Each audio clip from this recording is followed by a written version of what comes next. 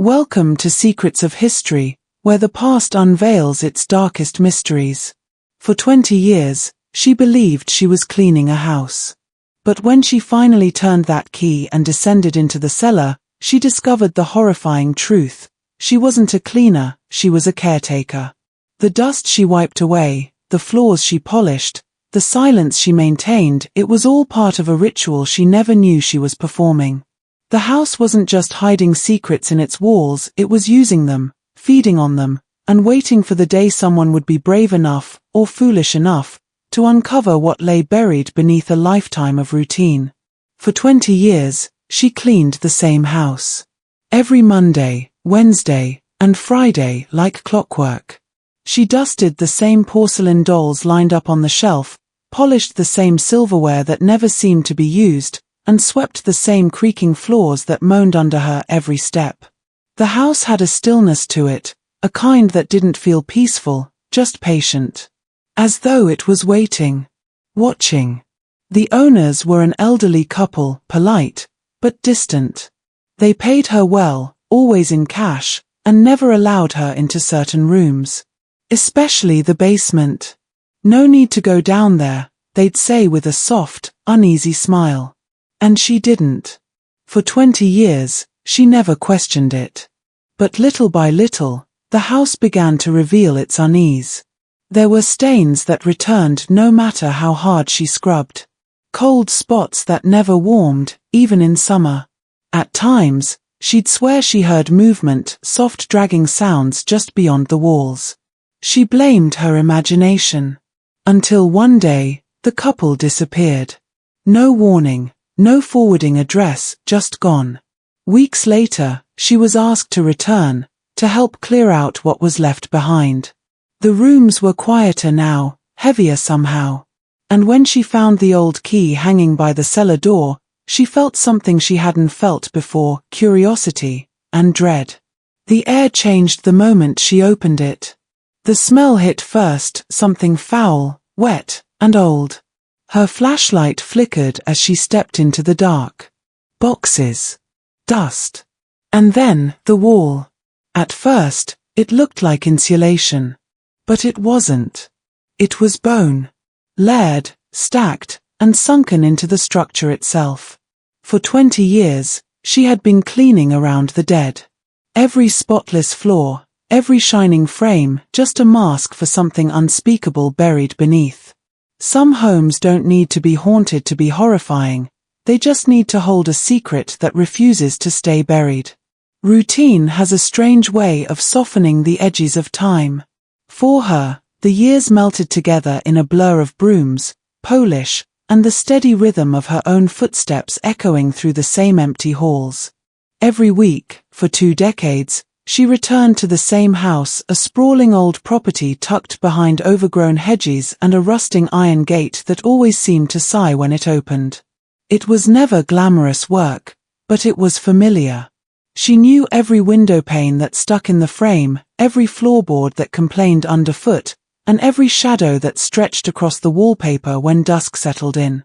To her, this house was almost alive, not in a warm, welcoming way, but in a quiet, watchful one, as though it recognized her presence each time she stepped through the door. There was a certain comfort in that repetition, a kind of peace that came from knowing what to expect.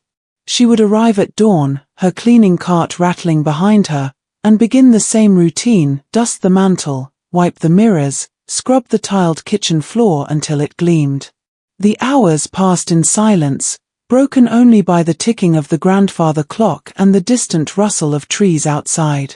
It was a life without surprises, without interruptions. And in its predictability, she found purpose. The house gave her work. The work gave her meaning. It was enough. Yet even within that steady rhythm, there were small moments that tugged at her curiosity. The way certain doors always remained locked. The rooms she was told not to enter. The odd, musty scent that drifted faintly from the vents no matter how much lemon oil she used. But she didn't ask questions.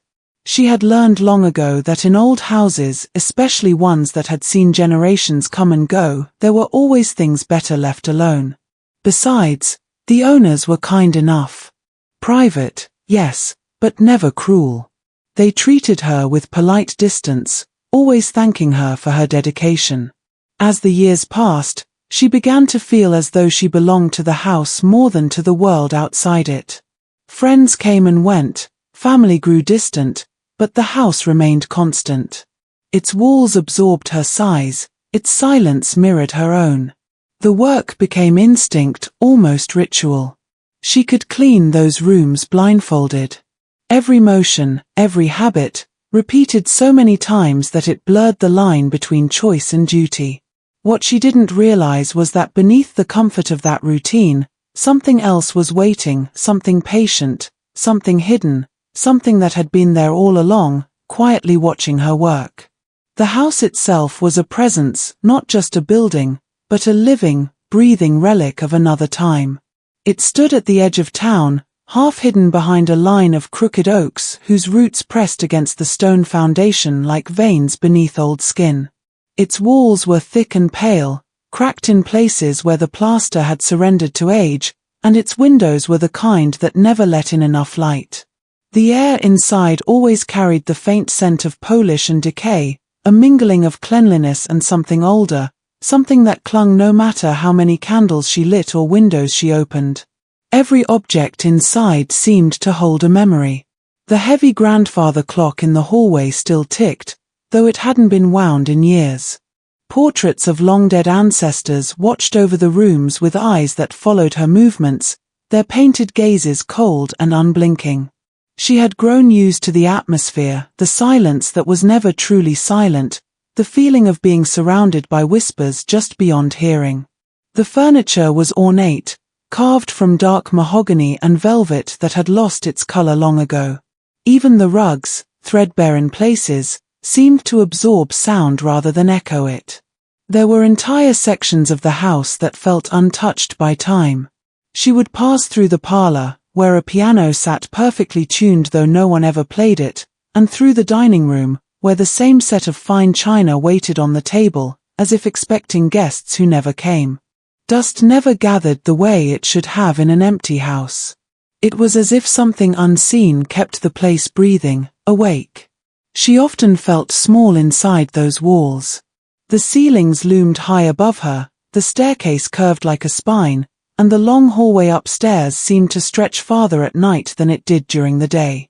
Sometimes, when she was cleaning, she caught the faintest echo of footsteps from the floor above, even when she knew the couple was gone for the afternoon. The house had its moods, soft creaks when it was content, low groans when the air grew damp, and sudden cracks in the stillness that made her pause mid-motion. She had learned not to react, not to let her imagination wander. It was an old house, after all. Old houses made noise. But in her quieter moments, she sometimes wondered if it wasn't the wood shifting, or the pipes settling, but something else entirely, something that had been waiting in the walls long before she ever arrived. The owners of the house were a mystery even to those who lived nearby. They were an elderly couple, known in the small town for their wealth, their reserve, and their peculiar silence. No one could quite recall when they had moved in, or where they had come from. They seemed to exist on the edge of things, like ghosts who preferred daylight. The husband was tall and thin, his posture impossibly straight, his movements measured and deliberate. His wife was softer in voice but colder in manner, her expression fixed in a calm that never cracked. Together, they gave the impression of people suspended in time, as if they had stepped out of a sepia photograph and never adjusted to the modern world. They rarely spoke about their lives, and when they did, their words carried a kind of distance, as though they were recounting someone else's story. The woman who cleaned their home had long stopped asking questions. Early on, she had learned that their past was a closed door, one of many in that house. They never mentioned family, though she noticed the absence of photographs newer than a few decades old. There were portraits, yes, beautifully painted ones that lined the hallway, but none bore the warmth of living memory. The figures in those frames all seemed to share the same eyes, the same faint, unsettling smile. The couple's routines were as strict as clockwork. Breakfast at precisely 7. Afternoon tea at 3. Lights out by 9. They never missed a day, never altered their schedule, as though bound to an unseen rhythm. On some mornings, she would arrive to find them already seated in the parlor, staring into the fireplace even in the middle of summer. They would greet her politely but without warmth, their words soft yet hollow. She couldn't help but notice that they avoided certain parts of the house, especially the basement door. Whenever her cleaning brought her near it, their tone would shift. "Not there," the husband would say gently, his voice quiet but firm. "There's nothing down there worth cleaning." To outsiders, they were simply private, perhaps eccentric, but to her, there was something almost ritualistic about their behavior. The way they watched the hallways as if counting something unseen. The way the wife flinched whenever a floorboard creaked near the cellar steps. Over the years, she began to sense an invisible tension between them, not anger or fear, but a shared secret, something they carried together like an unspoken pact. They lived as if protecting the house from discovery, or perhaps protecting the world from what the house contained. She didn't know which was worse, only that every smile they gave her felt rehearsed, and every kindness seemed to hide a tremor just beneath the surface. It began with small things, moments so trivial that she hardly noticed them at first. A door that she distinctly remembered leaving open would be closed when she turned around. A faint rustling sound behind the walls, too deliberate to be the wind. The scent of something sweet and metallic lingering in the hallways even after she'd scrubbed the floors clean. For years, she told herself that old houses had their quirks. Wood shifted, pipes moaned, air pockets moved through vents. But deep down, she knew these things didn't quite fit that simple explanation. There was something deliberate about them, something aware. The house seemed to breathe differently when she was alone. There were doors that had always been locked, the ones at the end of the upstairs corridor and the narrow door near the basement steps. Each time she passed them, she felt a faint pull, an inexplicable curiosity that she quickly buried beneath duty. The couple had made it clear that those rooms were off-limits. "Some things are better left untouched," the wife had said once, her voice calm but her eyes sharp with warning. After that, she avoided asking questions. Still, she couldn't help noticing that the keys to those doors were never on the same ring as the others. They were kept separately, hung on a small hook in the kitchen that she had been told never to move. Sometimes she caught faint sounds from behind those doors, not constant, but sudden and fleeting. A soft thud. The scrape of metal. Once, she thought she heard a whisper, low and rhythmic, as if someone were murmuring on the other side. She froze, broom in hand, listening. When she finally found the courage to open her mouth, to ask if someone was there, the sound stopped instantly, as though the house itself was holding its breath. After that, she tried not to linger in those parts of the home. Even the light behaved differently around those forbidden places. The hallway bulbs flickered when she passed, and no matter how many times she replaced them, the shadows gathered thicker there than anywhere else. A strange odor sometimes seeped from the cracks, faintly sour, almost earthy, like soil mixed with rot. She would clean around it, masking it with polish and air freshener, pretending not to notice when it returned a few days later. There were nights when she lay awake in her small apartment, unable to shake the sense that she hadn't left the house at all. Its presence clung to her, seeping into her dreams. In them, she wandered endless corridors lined with locked doors, hearing that same faint whisper following her wherever she went. Something inside those walls was waiting, not moving, not sleeping, just waiting for her to notice it fully. The sense of being watched crept in slowly, like a draft she couldn't quite locate. At first, it was only a feeling, a prickle at the back of her neck when she bent to scrub the floors, or the weight of unseen eyes when she polished the mirrors in the long hallway. She'd tell herself it was imagination, the side effect of working alone in such a vast and silent house. But over time, the sensation deepened. It wasn't just the emptiness pressing against her, it was a tension, deliberate, heavy, patient. She could feel it when she walked past the old portraits, when she stood by the staircase, when she reached for the broom in the storage closet. The air seemed to still around her, as though the house itself paused to observe. She began to notice small inconsistencies that fed her unease. Objects she hadn't touched would be slightly moved, a candlestick turned the wrong way, a curtain she was certain she'd drawn left slightly open. In the reflection of the hallway mirror, she sometimes thought she saw movement in the background, a flicker of something that vanished when she turned around. It was always subtle, always fleeting enough to question her own senses. She blamed the isolation, the long hours, and the faint hum of the old electricity running through the walls.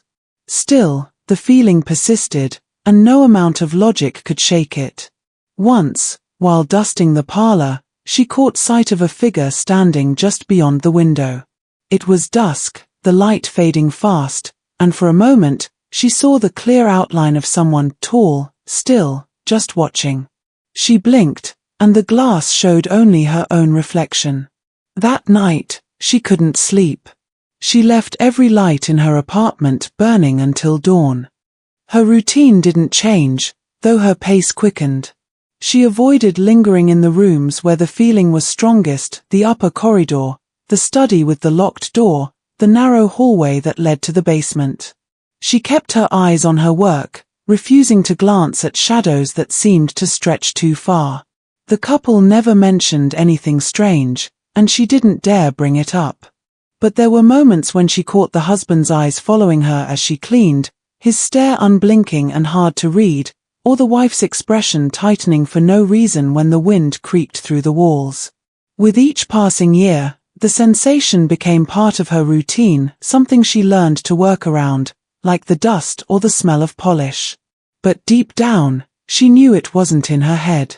The house was aware of her. It saw her. It remembered her. And sometimes, when she turned a corner too quickly, she almost caught it watching back. It started as a faint tapping, soft, irregular, almost too quiet to notice beneath the hum of her daily chores. At first, she assumed it was the old pipes rattling or perhaps mice nesting beneath the floorboards. But as the weeks went on, the sound grew distinct. It wasn't random, it had rhythm.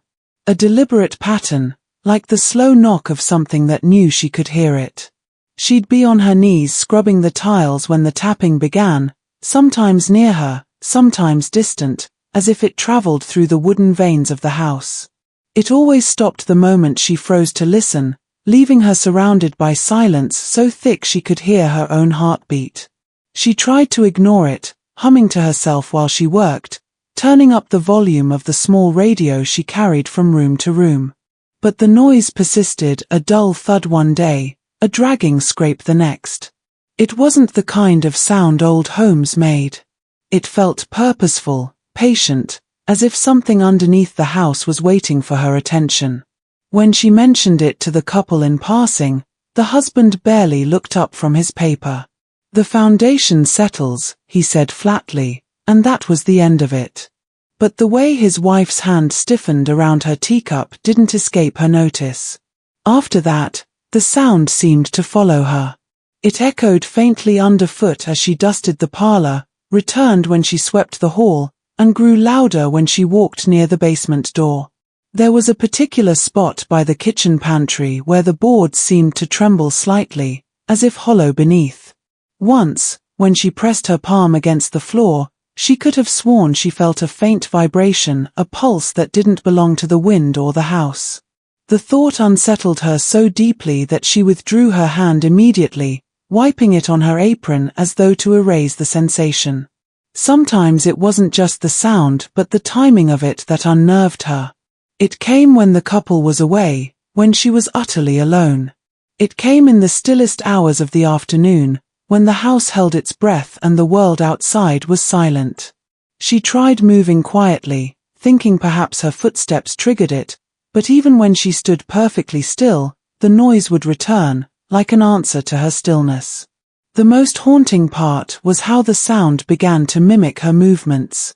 A knock after every step. A scrape when she dragged a chair. It began to feel like an imitation, as if something beneath the floors was trying to mirror her, to make itself known. And when it stopped completely one day, she realized silence was far worse, because it meant whatever it was had finally learned to wait. The basement had always been off limits. From the very beginning, the couple had made that clear. Her work was to cover every corner of the house except for that one place. The husband had said it casually, almost as if mentioning an afterthought, but the tone behind his words left no room for argument. "We keep old things down there," he'd said. "Things that don't need to be disturbed." She accepted it without question, at least outwardly. After all, most homes had spaces that were better left alone, attics filled with dust, cellars packed with forgotten furniture. But something about the way he said it stayed with her, heavy and deliberate, as if he was guarding more than just clutter. Every week, she passed that narrow wooden door at the end of the hallway, the one with the old brass handle and keyhole that had long since darkened with age.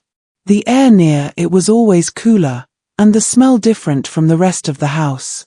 It wasn't musty like old wood or mold, it was sharper, almost metallic. Once, she thought she saw moisture beading around the frame, a faint condensation that vanished when she touched it. Whenever her cleaning took her too close, the wife would appear as if out of nowhere, her smile tight, her voice calm but firm. "Not there," she would say, resting a frail hand on the cleaner's shoulder. "There's nothing down there worth your time." Over the years, the warning became an unspoken rule. She swept around the door, polished the wood, dusted the hinges, but never turned the handle. Still, curiosity built slowly, the way water collects behind a dam. She began to imagine what lay beyond it, shelves lined with antiques, boxes of memories, perhaps a wine cellar. But sometimes, when the light caught the door just right, she could see faint scratches near the keyhole, as if someone had tried to force it open from the inside. She told herself it was just her imagination, that the house's age played tricks on her eyes. Yet there were moments, particularly in the late afternoon when the sun dipped low, when she heard faint noises coming from behind it. Not loud enough to be certain, just enough to quicken her pulse. Once, when the couple was away for a long weekend, she lingered outside that door longer than usual.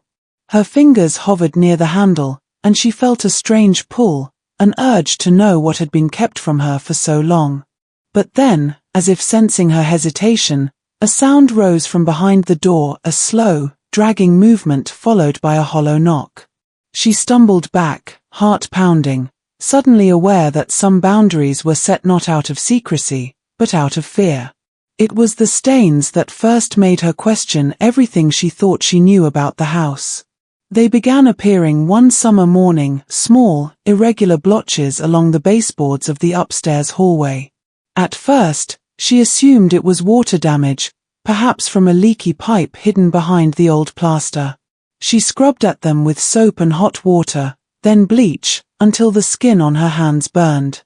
The marks faded, and she told herself it was nothing more than mildew or residue from years of neglect.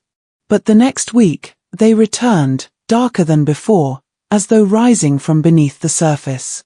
She became obsessed with cleaning them. Every visit, she would bring stronger chemicals, scrubbing pads, anything to erase the spreading discoloration. Yet no matter how hard she tried, the stains always came back. They moved, too, shifting from the hallway to the parlor, then the landing near the cellar door. Sometimes she could swear they formed patterns, streaks that looked almost like handprints, faint but undeniable.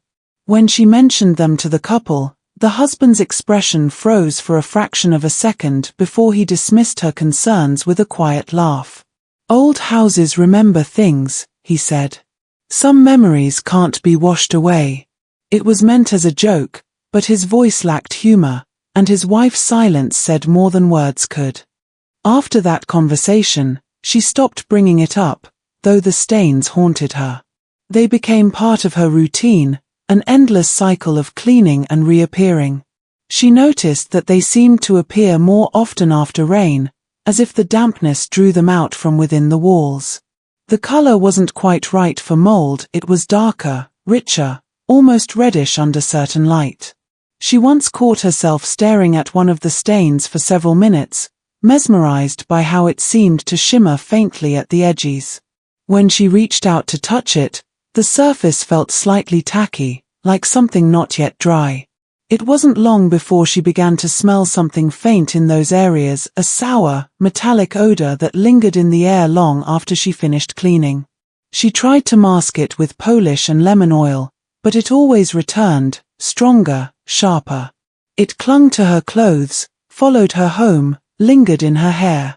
Some nights, she woke up certain she could still smell it on her skin. It began to dawn on her that these stains weren't the result of time or water or decay. They were something else entirely, something that didn't want to be erased. The house was bleeding its history back through its walls, and she was the only one left trying to clean away the truth. The Maddox property had always been more than just a piece of land, it was a living echo of a family's complicated past. But as I delved deeper into its history, I realized that what lay hidden beneath its soil was not simply forgotten, but intentionally buried. The 10th revelation came in the form of an old, crumbling ledger I found locked inside a desk in the upstairs study, behind a false drawer panel. It contained pages of names, dates, and transactions written in fading ink. At first glance, it looked like any family's financial record, debts, land deeds, and inventory notes. But the longer I studied it, the clearer it became that these weren't ordinary business dealings. Every entry corresponded to a disappearance, each debt representing a person who had vanished under mysterious circumstances, each settlement marking the date someone was never seen again. It started with small notations, initials beside crossed-out names, but then evolved into full details. A farmhand who left without his pay, a tenant who abandoned her cabin midwinter, a child relocated to relatives who never existed. The Maddoxes had carefully kept records, almost as if documenting sins they knew they couldn't atone for. What disturbed me most was the casual tone in the handwriting, as if these human lives were simply part of an ongoing calculation. The deeper I read, the more the family's wealth began to look like it had been built not through hard work, but through manipulation and quiet cruelty. When I cross-referenced the ledger with town archives, a chilling pattern emerged. Every missing person was somehow tied to the Maddox estate, laborers, renters, even distant cousins. Rumors of the family's generosity had long served as a shield, masking a darker truth. The Maddoxes had been erasing people who stood in their way, either through legal trickery or more sinister means. Some entries included strange symbols instead of words, a crescent moon, a small cross, a triangle drawn beside certain names. I later discovered these were markings used by a secret network of landholders who conspired to seize property from the poor and uneducated, ensuring it cycled back into the hands of families like the Maddoxes. What truly unsettled me wasn't just the horror of what the ledger revealed, but how it was hidden, preserved in the very heart of the home, as though someone wanted it found by the right person. It was less a confession and more a challenge, a whisper from the past daring me to look closer. With every page turned, the Maddox family's dark legacy took on a new shape, not one of tragedy or misfortune, but deliberate, organized evil that had thrived under the illusion of respectability. When I first stepped into the attic of the Maddox house, the air felt heavier than anywhere else on the property. It wasn't just the dust or the age, it was as though the room itself carried the weight of everything that had ever been hidden there. Among the cobwebs and broken trunks, I discovered something that would redefine everything I thought I knew about the family. Behind a warped wooden panel, I found a set of leather-bound journals wrapped in oilcloth to protect them from decay. They belonged to Eleanor Maddox, the youngest daughter and the one family member who had been almost completely erased from public record. Her existence was barely mentioned in census reports or family documents, and now I understood why. Her writings were not the idle musings of a sheltered girl, but the confessions of someone who had witnessed far too much. In her entries, Eleanor described nights filled with whispering voices echoing through the halls, the sound of shovels outside her window long after midnight, and her father returning to the house with muddy boots and trembling hands. She wrote about the men in black coats who came to the property every new moon, always leaving before sunrise, and the children from the lowlands who arrived but were never seen again. At first, I thought her accounts were the wild fantasies of a young mind traumatized by isolation, but her descriptions were too precise, too consistent to ignore. Dates in her journals matched perfectly with the disappearances listed in the old ledger I had found earlier. She even mentioned the same strange symbols, the crescent, the cross, the triangle, calling them the marks of inheritance. What chilled me most was Eleanor's growing awareness of her family's involvement in something dark. She described overhearing her father refer to preserving the bloodline through debt and duty, and her mother speaking of offerings to keep the family's fortune protected. By the final entries, Eleanor's tone shifted from fear to defiance. She planned to expose what the Maddox family was doing, to leave the estate and tell the truth. But the journal stopped abruptly, ending mid-sentence, as if she had been interrupted. There were no further mentions of her in any other record, no obituary, no trace of her burial. It became clear that Eleanor's disappearance had not been an accident. Her journals weren't hidden to protect her memory, they were hidden to bury her voice. Every line felt like a message meant to surface decades later, a plea to uncover the truth she could not speak aloud. In her final pages, she wrote one haunting line that seemed to echo through the silence of that attic: "They will build their walls high enough to keep out God, but not the guilt." The discovery of the cellar changed everything. Until that point, the Maddox house had been a place of silent dread, unsettling, yes, but still rooted in the realm of superstition and speculation. The cellar, however, was something tangible. It was hidden behind a false wall in the pantry, sealed off with rusted nails and a layer of plaster that didn't match the rest of the room. When I broke through, the smell hit first: damp earth mixed with something metallic and sour. The air was heavy, stagnant, untouched by light or movement for decades. The narrow staircase led down into near-total darkness, and with every step, it felt less like I was entering a room and more like I was descending into a memory the house was trying to forget. At the bottom was a small chamber lined with stone, colder than the rest of the house. The walls were covered in carvings, not decorative, but deliberate, like inscriptions meant to document something. There were names etched into the stone, most of them children's, along with dates that spanned nearly 50 years. I recognized some from the old town records: missing persons, transient workers, orphaned children who had simply vanished. In the corner of the cellar stood an old wooden table, its surface deeply stained, and beneath it, a cluster of small bones, brittle and yellowed with time. There was no mistaking what I had found. On one wall, above the carvings, hung a framed photograph, the Maddox family, taken in front of the house sometime around the 1920s. They all looked composed and dignified, but the detail that stood out was the faint outline of a figure standing behind them in the shadows, someone who didn't appear in any other picture of the family. Beneath the photograph, faint letters had been scratched into the plaster: "For the debt that cannot die." Those words repeated what Eleanor had written in her journals, connecting her accounts of offerings and inheritance directly to what I was now staring at. The cellar wasn't just a burial site, it was a record of rituals, a place where the Maddox family had enacted their twisted form of preservation. It explained the strange prosperity of the estate through decades of economic decline, the unnatural fortune that seemed to shield them while others in the town fell into ruin. Every name carved into that wall was a transaction, a life traded for another's longevity. And as the light from my lantern flickered, it became clear that this was not just a hidden room, it was the heart of the Maddox legacy, pulsing beneath the foundations of everything they had built, a secret that refused to stay buried no matter how many walls they erected to contain it. After the discovery of the cellar, I began to notice how the house itself seemed to react to being disturbed.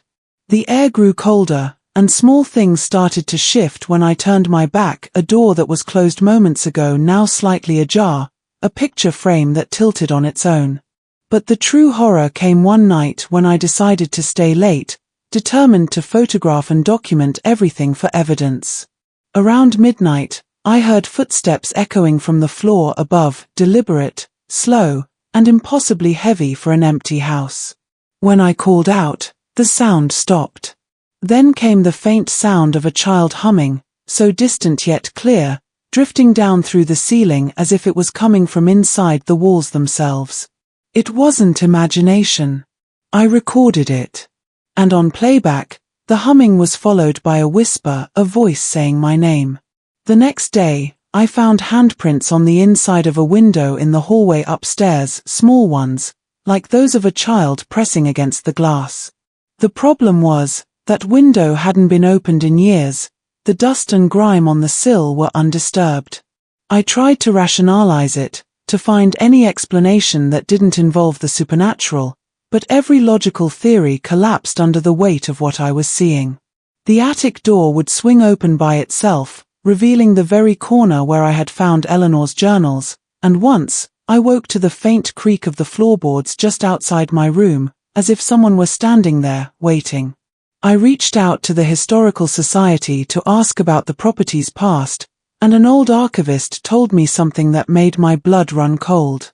The Maddox house had been condemned in the 1960s after a series of mysterious accidents, workers injured, inspectors disappearing without trace, and had remained sealed for decades until a restoration company bought it at auction.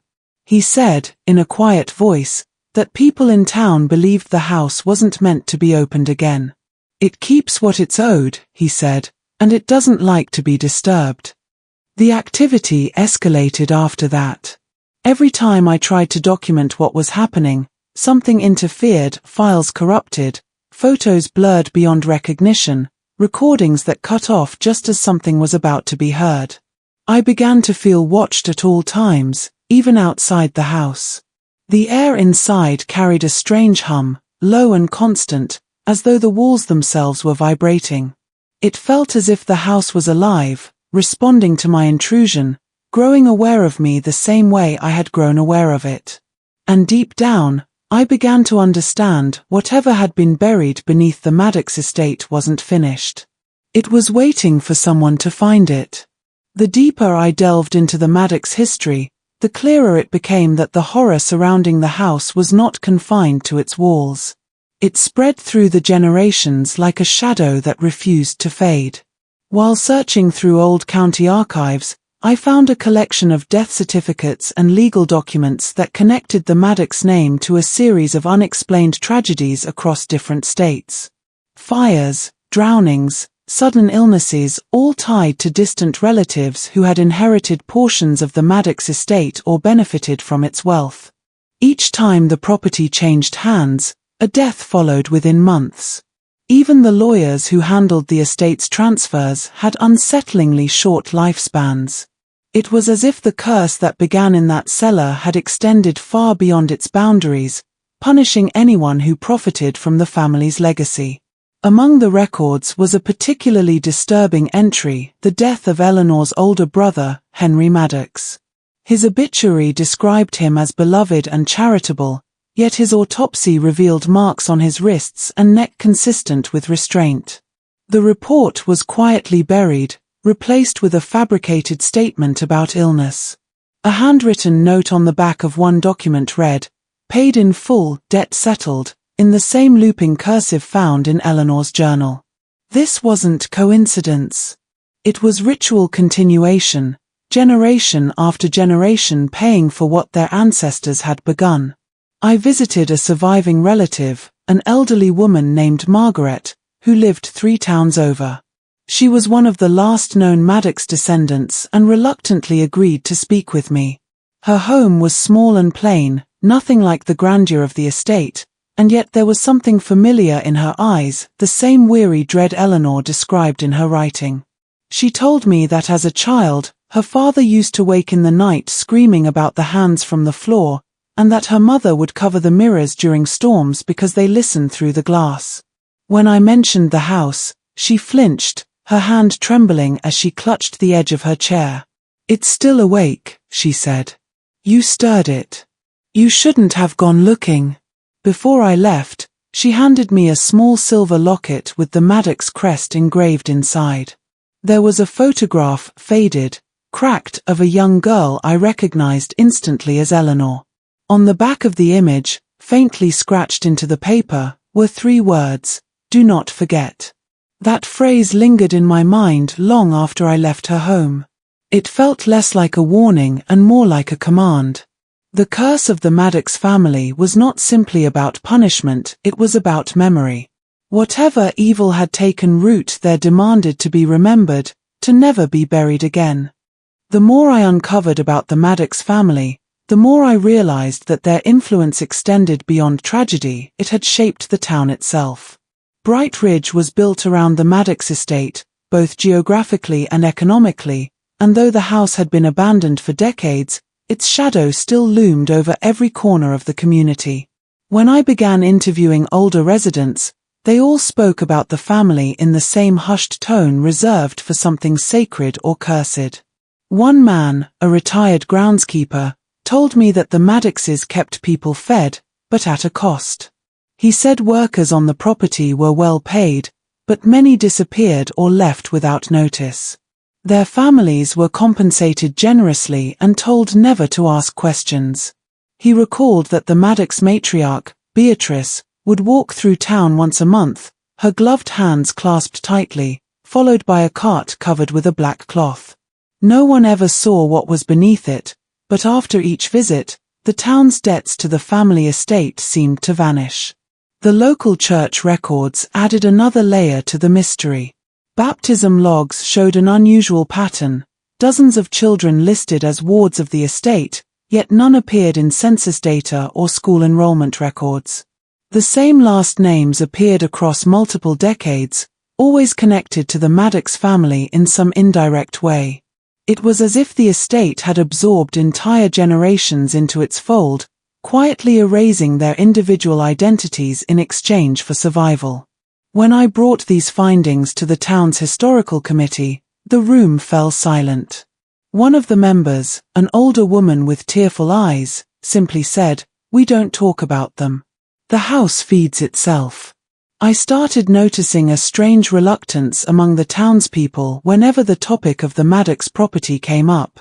Businesses near the estate boundary closed early. Streetlights flickered at the road that led to the house, and no one ever walked past after dark. Local legends claimed that if you stood near the gate at midnight, you could hear children crying beneath the soil or see faint lights moving behind the windows. At first, I dismissed it as folklore, but the consistency of these stories, told by people who'd never met or shared details, was too specific to ignore. It became evident that the town's prosperity had always been tethered to the estate's existence. The Maddox fortune wasn't just a symbol of privilege, it was a pact. The people of Bright Ridge had benefited from its wealth and in return, turned a blind eye to the horrors that sustained it. Every smiling portrait hanging in the town hall, every paved street and public fountain, had been bought with silence. And that silence, like the house itself, was still very much alive. When the house finally stood empty, the weight of its secrets seemed to press down even harder. For 20 years, she had cleaned it, polished every surface, and moved through its rooms as if she were merely maintaining an old relic. But once the family vanished, leaving behind nothing but locked doors and the faint scent of aged wood, the house became something entirely different, a vessel for everything it had held back. Each room seemed to breathe, the air thick with years of hidden histories. The familiar halls no longer offered comfort, they felt like corridors of a tomb, stretching endlessly and swallowing light. She returned one final time, this time not as a cleaner, but as the only witness left to what had been stored in silence. The absence of the owners revealed more than she had anticipated. Furniture that had always seemed to belong in place now felt like props in a scene meant to distract from what lay underneath. Dust motes floated lazily in the shafts of light that penetrated the heavy curtains, and every corner seemed to vibrate with a quiet anticipation. The hallway she had walked countless times now appeared narrower, its shadows deeper, as if the walls themselves were leaning closer to observe her movements. Every step echoed differently, hollow and resonant, carrying with it a sense of foreboding she hadn't noticed before.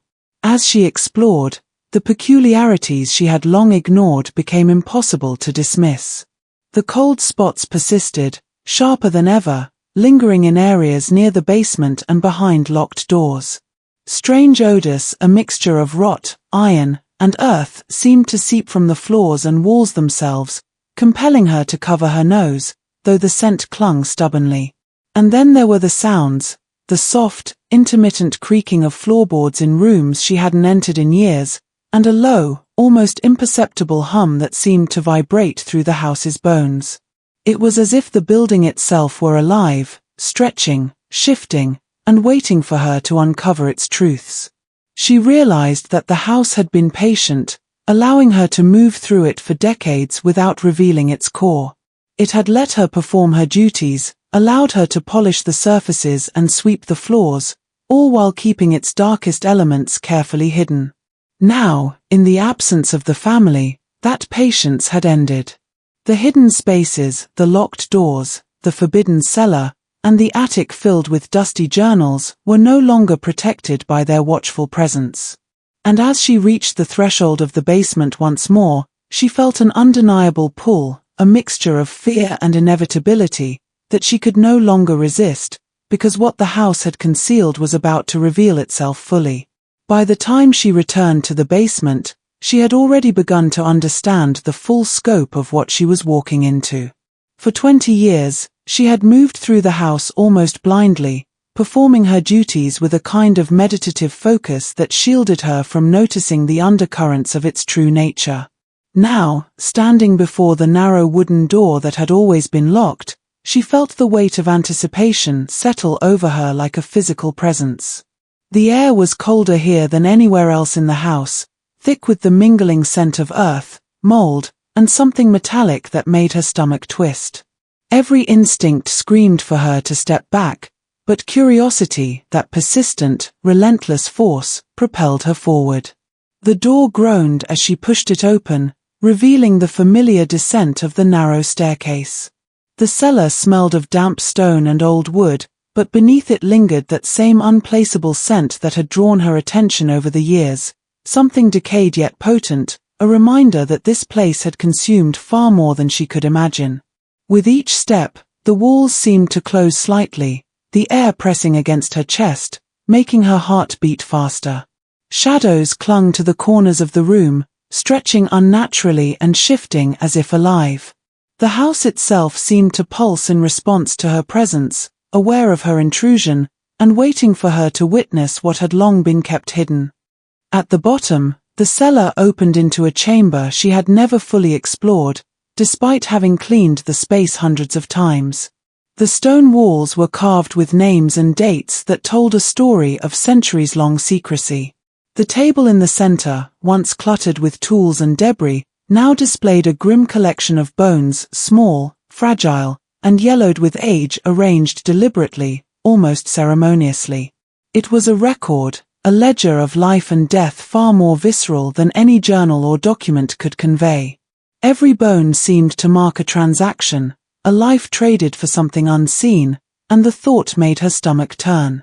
She shone her flashlight across the walls, illuminating the etched symbols that mirrored those in Eleanor's journals, crescents, triangles, and crosses, each marking a person, a date, a debt.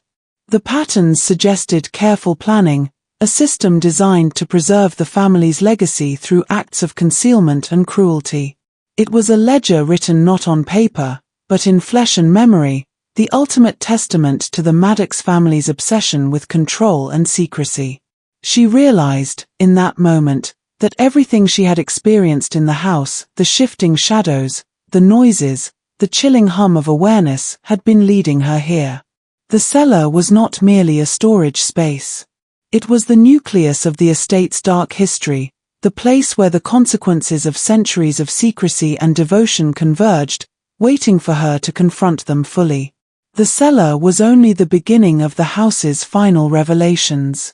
Beyond its stone walls and etched names, there were compartments and hidden alcoves she had never noticed in all her years of cleaning. One in particular drew her attention, a small, unassuming recess in the corner, partially concealed behind a stack of old crates and covered in dust. When she brushed the surface away, she discovered a narrow hatch, cleverly disguised to blend with the stone. It was locked, but the mechanism was simple enough that, with a little effort, she could pry it open. What lay beyond was a space so confined and dark that it seemed almost like a coffin within the earth. The smell was unbearable, a mixture of decay, damp wood, and something fouler, lingering in the air as though it had waited decades to make itself known. Inside the hidden space were remnants of lives long past. Ragged clothing, brittle with age, and small personal items, toys, a chipped cup, a torn shoe, were stacked haphazardly, yet with an eerie intentionality, as if someone had tried to preserve the essence of those who had vanished. The objects were catalogued in the most meticulous way, some bundled together, others placed individually, almost ritualistically. It was clear that these items were not discarded accidentally, they were stored with purpose, as though they were evidence or memorials, a way of keeping memories alive without acknowledging the people themselves. Each item told a story she could only imagine, of lives interrupted, of children and adults alike swept away by forces unseen yet deliberate. As she moved deeper into the recess, the faintest sound began to rise, a whisper, almost imperceptible, that seemed to echo off the stone walls. At first, she thought it was her imagination, the hum of the house or the echo of her own breathing. But the whisper persisted, growing slightly stronger, weaving through the cellar like a thread she could not follow. It was fragmented, indistinct, yet there was a rhythm to it, as though the house itself were trying to speak. Her pulse quickened, and a shiver ran down her spine.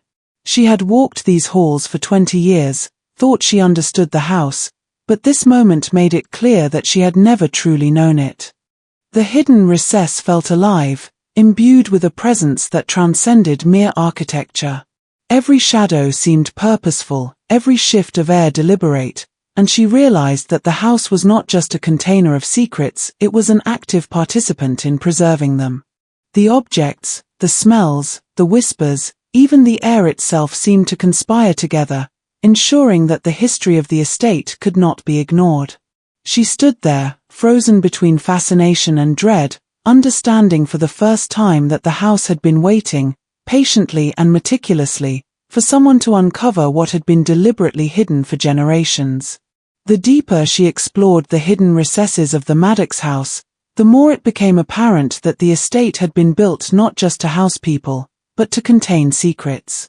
There were floors she had scrubbed countless times where the boards groaned in a way that felt unnatural, and walls that, when tapped, echoed hollowly as if they concealed chambers beyond what anyone could imagine. The whispers she had heard in the cellar and attic now seemed to follow her from room to room, fragments of language she could almost understand but never quite. They weren't random, they were deliberate, like the house itself was communicating in a language older than memory. Every step she took felt measured, observed, as though the very structure was aware of her presence and anticipating her actions. Among the items stored in the hidden spaces, she found journals and letters that didn't belong to the household members, but to visitors and workers who had passed through over decades. Each account described the house differently, sometimes terrifying, sometimes strangely alluring, but always with the same undertone of unease. Workers had noted doors that opened by themselves, floors that shifted beneath their weight, and shadows that seemed to move with intent. A recurring theme appeared: people who entered certain rooms never left the same. Some fled, others disappeared entirely, and a few, like Eleanor Maddox, were absorbed into the estate's ongoing history. These accounts reinforced a truth she had felt instinctively for years. The house had a consciousness, one that was patient, calculating, and inexorably tied to the lives of those who crossed its thresholds. The air in the main hall grew heavier as she paused to examine a cracked portrait of the original Maddox patriarch.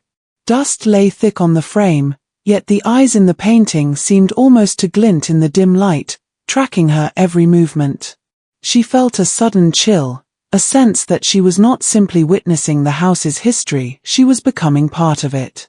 Each hidden compartment, each secret passage, each artifact meticulously stored by the family, was not just a record of past events, but an active participant in the estate's ongoing presence. The house retained memory as a living entity, feeding on curiosity, fear, and the slow unraveling of truth. Her heart pounded as she realized that the estate had been preparing her, training her attention and patience for this moment. Everything she had noticed over the years, the cold drafts, the faint whispers, the subtle shifts in air and shadow, had led to a crescendo of revelation. The Maddox house was not merely haunted by history, it was haunted by purpose, each secret preserved for decades, waiting for someone who would both see it and survive the weight of understanding. And as she turned a corner to the narrow corridor leading back to the cellar, the whispers grew louder, almost imperceptibly guiding her deeper into the darkness that the estate had always intended her to witness. The most unsettling realization came when she began to piece together the patterns that tied the house, the family, and the town itself together. The Maddox estate was not an isolated anomaly, it was the center of a network of influence, a hub around which an intricate web of secrets and control had been maintained for generations. As she examined records, old letters, and the journals she had discovered, it became clear that every act of cruelty, every disappearance, and every hidden ledger entry had served a purpose far beyond the immediate household. The Maddoxes had engineered their lives with precision, creating a system in which the house itself functioned as both instrument and witness. It was as if the walls had been built not merely to shelter but to monitor, to contain, and ultimately to dictate the fates of all who lived within or near it. One chilling detail she uncovered was the alignment of the estate's architecture with local landmarks, the church, the town hall, even certain outlying farms. It wasn't random. Corridors, windows, and doors were positioned to allow line of sight across property boundaries, making it possible for the family to watch the town as much as the town watched them. Letters from distant relatives mentioned keeping the balance or settling the accounts, phrases she now understood to refer to the manipulation of wealth, property, and even lives to maintain dominance. Every death, every disappearance, every moment of fear that had touched the estate over decades, had a ripple effect on the town's economy and hierarchy. The Maddoxes were architects not just of a house, but of a social order that extended far beyond their front gate. Even the objects in the house reinforced this system. Every journal, ledger, and carefully stored artifact told a story of control, the names of children who were placed into safe custody, the laborers whose debts were quietly nullified through disappearance, and the symbolic markings etched into walls to maintain continuity. The estate had preserved the family's legacy through both visible and invisible means, ensuring that no secret could be entirely lost and that the influence of the house endured. Each hidden compartment, each locked room, and every whisper that haunted the empty halls had a purpose. They weren't random or supernatural simply for the sake of fear, they were carefully orchestrated mechanisms of power. She felt an undeniable weight pressing against her as she walked through the familiar rooms, now fully aware of what the house had been sustaining all these years. The shadows, the drafts, the creaking floors, all of it was deliberate, an extension of the Maddox's will. She realized that the house itself had become a repository of control, a silent participant in the orchestration of life and death, of silence and memory. Every element she had dismissed for decades, the chill, the whispers, the locked doors, was now part of a single, horrifying truth. The estate had never been merely a home. It was a machine of influence, feeding on secrecy, waiting, and ensuring that the Maddox legacy would never truly end. The weight of realization hit hardest when she began to understand the role of the family's rituals and how meticulously they had been maintained over the decades. It was not enough for the Maddoxes to simply hide their misdeeds or preserve their fortune through manipulation. Every act was deliberate, performed with precision, as if each ritual were a binding agreement between the house, the family, and something larger, something intangible that demanded obedience. The journals and ledgers she had found were only part of the story. They documented actions, but the rituals themselves were the spine of the estate, the mechanism by which the Maddoxes maintained control over both the house and the surrounding town. Patterns began to emerge, dates, symbols, and locations all intertwined in a way that suggested a system far older and more calculated than mere superstition. She noticed small markers that she had long dismissed. Chalk lines etched into floorboards beneath rugs, faint scratches on door frames, and peculiar arrangements of furniture that seemed meaningless on the surface were, in fact, components of a larger design.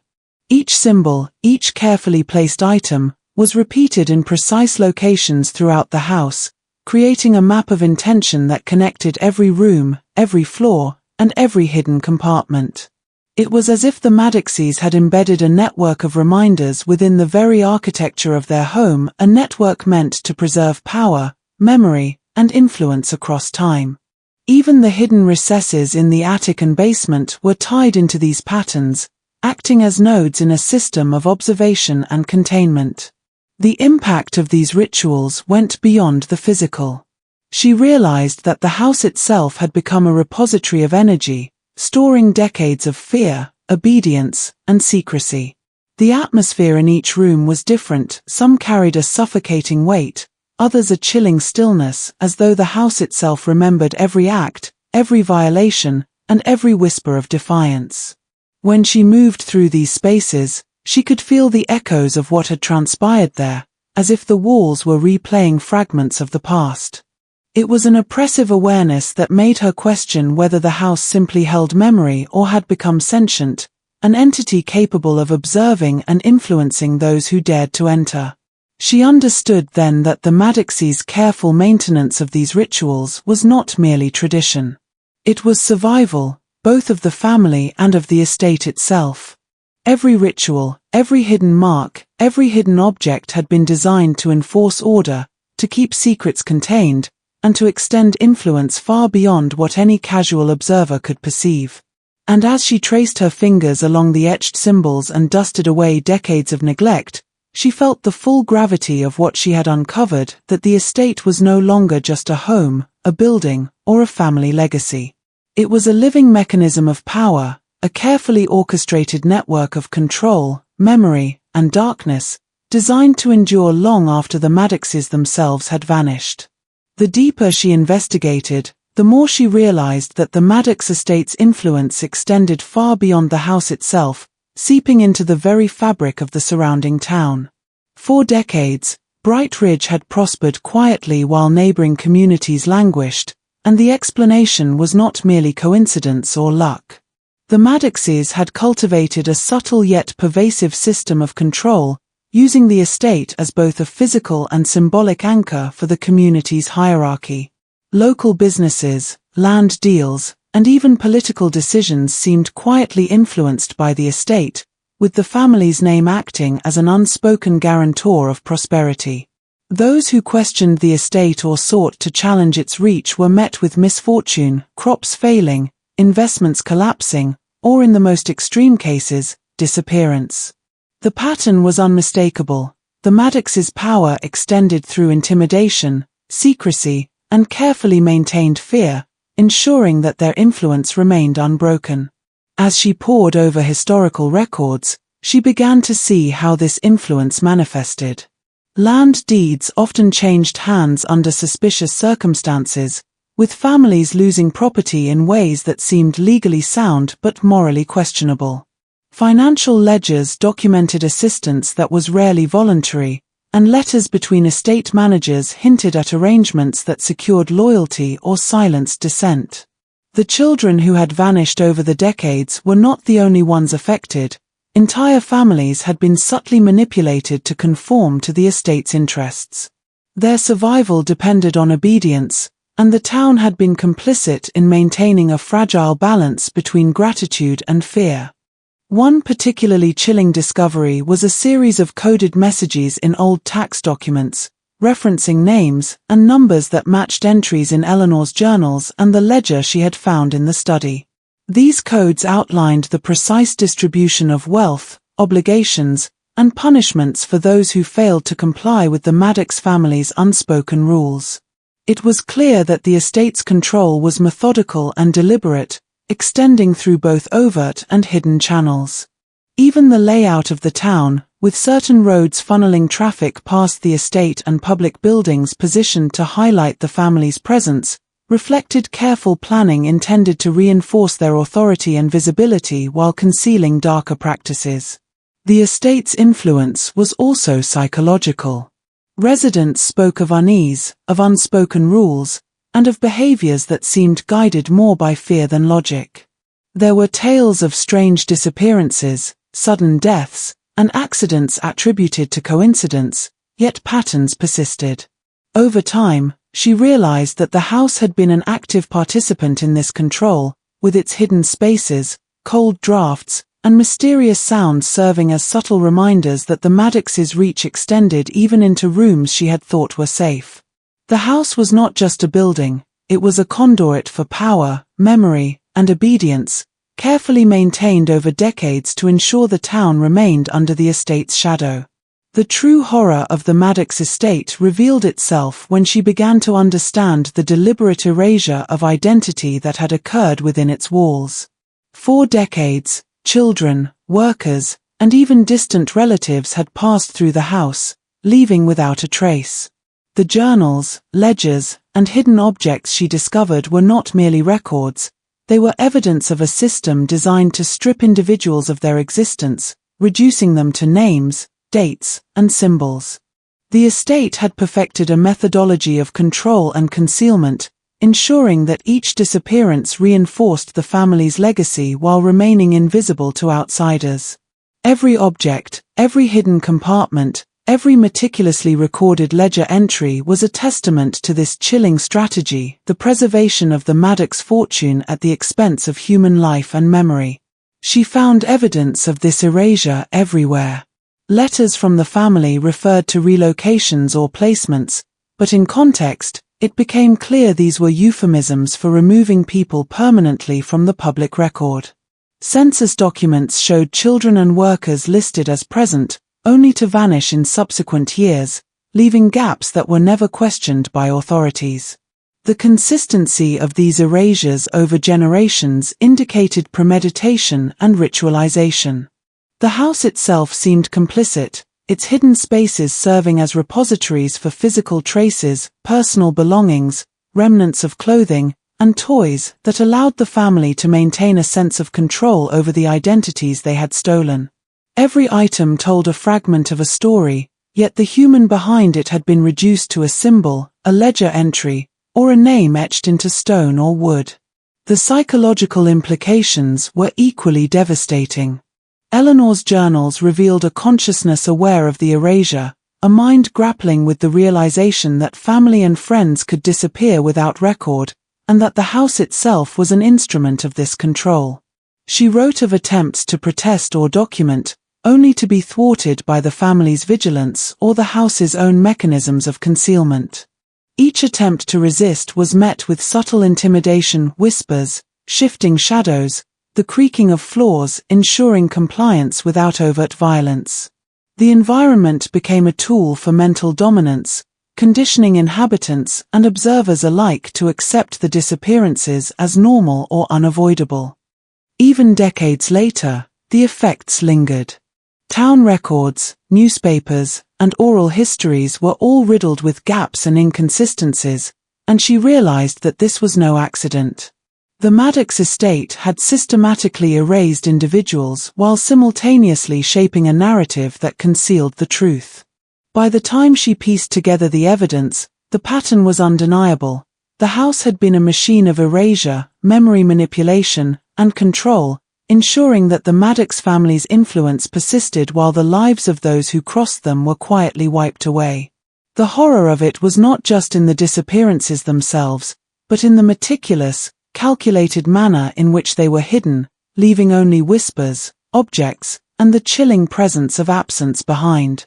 As the shadows of this unsolved mystery fade into the past, the secrets of history await you. Subscribe now to Secrets of History, and join us as we unearth more chilling tales from the abyss of time. Hit that bell icon, and let the past whisper its truths to you next time.